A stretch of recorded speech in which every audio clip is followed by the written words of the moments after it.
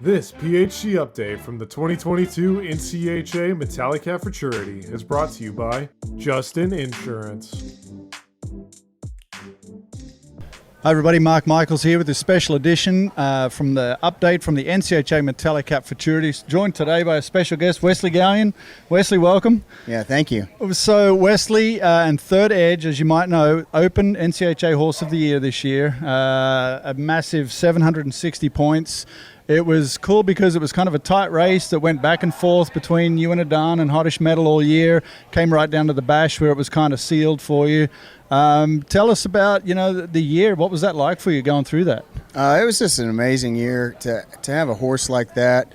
I was just so blessed and so thankful to get to have a horse like that. And I knew once we started kind of the futurity, just kind of started gaining momentum and really gaining confidence. And coming into the 4-year-old year, I just really was excited about him, and I wanted to go show him and couldn't wait to go show him.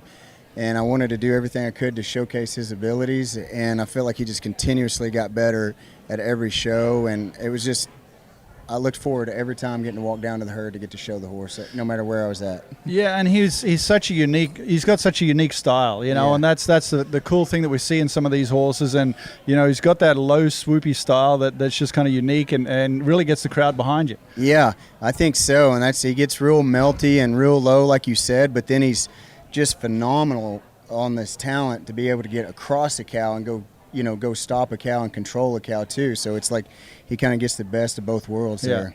And the Bloodlines, we talked a little bit about that before, but the Bloodlines, obviously Metallic Rebel, your brother's horse that he trained and showed, and this is one of the first ones by him. And then out of the mare, Little Rattler, you've got a lot of history there. 1942, the one you've been showing at the small futurities, is out of her, and then the one tomorrow that you've got in the Open semifinals, Venomous, is out of her. So what's that like for you to kind of have that connection with those Bloodlines? Yeah, it's been very special to me and my family. We've been tremendously blessed to get to, me and my family, to ride those Bloodlines. And it really starts with Paul Dean. He owned the mare, Highbrow Super Cat, and he really, I was so thankful for him to believe in me, to send them to me. And then we sold Little Rattler to Stephen Feiner, and then for him to continuously entrust me to go show Little Rattler, and Stephen showed her too. And then when we had the babies too, like Stephen continuously, him and his family, Jessica, continuously believed in me and my family to keep promoting Little Rattler the best we can. And we've been, like I said, blessed to have some really good babies come out of her, and she's really taken off. Yeah, and talk about that a little bit.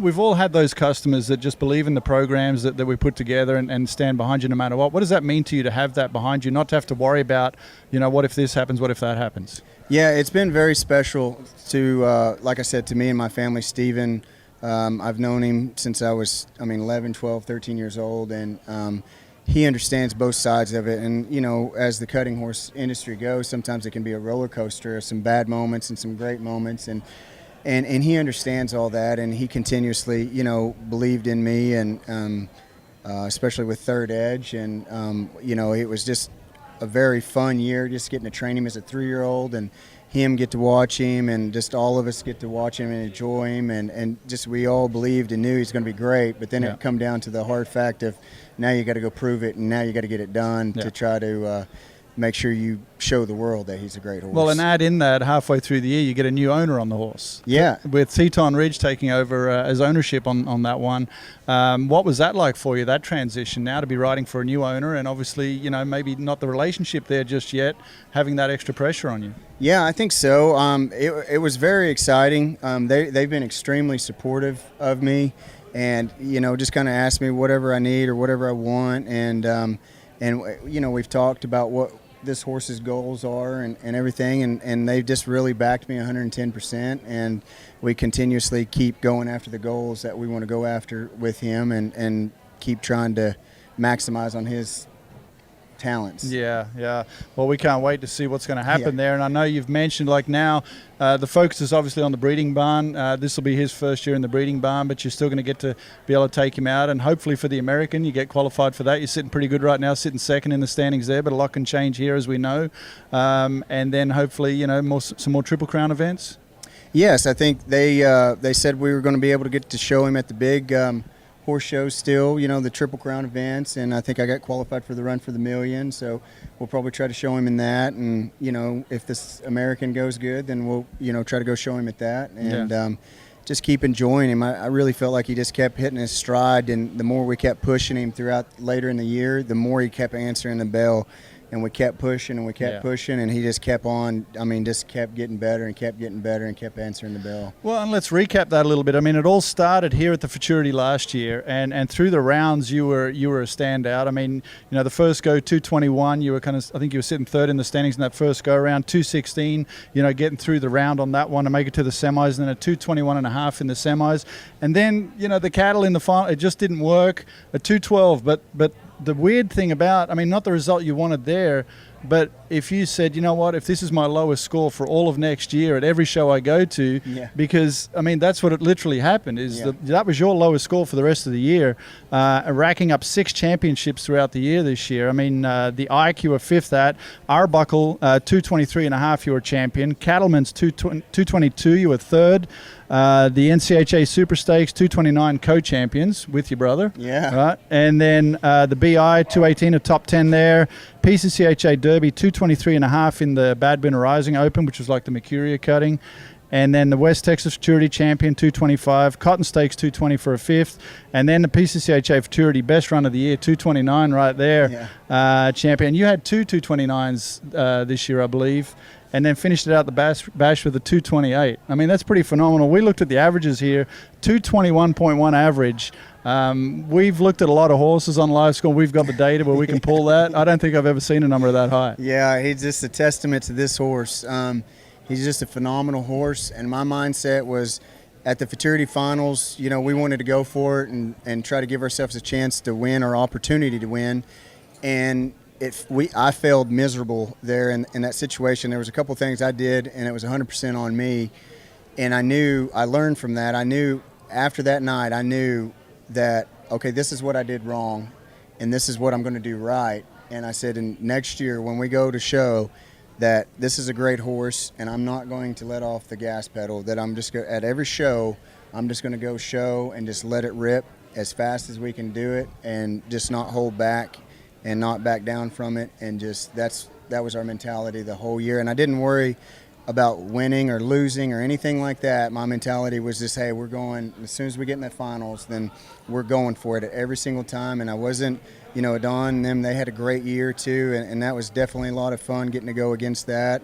But I didn't really think about that. I just looked at, I was blessed to get to ride down to the herd on this horse, and I was not going to waste this opportunity. And then I was going to show with everything that we had and just not leave anything out there. And just like at the Bash, how tough that place can be to show, and we ended up winning, and we were dead last in a set, and that just doesn't hardly happen there at that place, and that's just a testament to that horse. And I cut my third cow with like 34 seconds, just meaning that. We were gas pedal down and just not going to let up. Well, you guys were one of those teams that the cutting wasn't over until you guys had gone, and whether you were last or first or whatever, but that's the way that horse, and that's why the crowd loved him, I think, just his unique style, and you could get him set up with the right cows in the middle of the pen, and he just took over from there, and it was fun to watch. We all enjoyed it, and we can't wait to hopefully get to watch you show him in the American. That's going to be pretty cool on that big stage, get to watch you cross the timeline there if that happens. Yeah, I sure hope so, and like I said, I've just been so blessed just to get to walk to the herd every single time on him and be on his back. It's been an amazing journey, and it's just like a roller coaster. You don't want it to end. So I just want to keep enjoying every second of it. Yeah. Well, Wesley, thanks again, and we've sure enjoyed watching you and Third Edge this year. And like I said, hopefully we get to watch you again. And we want to congratulate you and wish you nothing but success tomorrow in the Open Semis as well. Well, thank you. I appreciate that, and we're going to go give it our all. And like I said too, and even talking about the horse too, I think a big part of it was, even with Kristen and my kids, getting to be a part of it. And Kristen, she watched every time I worked the horse in the practice pen and every flag work, and, just the support, I think of my family too, from Kristen and my 2 girls, just always being there and always supporting me, and going through this whole process has been an amazing journey, getting to go with that horse. And it's something I'll always remember the rest of my life. Well, family first, and you know what, that works both ways, because we see a lot of posts from Kristen at the Western Pleasure shows with you in the background there too. We can't wait to see you kind of show one of them. Are we ever going to see that? No desire for that. I can't. Just like I said, pedal down to the floor. That's my mentality, and that's like these are like race cars, and it's hard to get me off of a race car. Yeah, hard to throttle down. Yeah, that's for sure. All right. Well, congratulations again, and good luck next year. We look forward to seeing more of you and Third Edge crossing the timeline. Thank you so much. Right. I appreciate it. Thanks to Justin Insurance for this update. Be sure to check out CHC Live Scoring for more action from the NCHA Metallic at Futurity. This PHC update from the 2022 NCHA Metallic at Futurity is brought to you by Justin Insurance.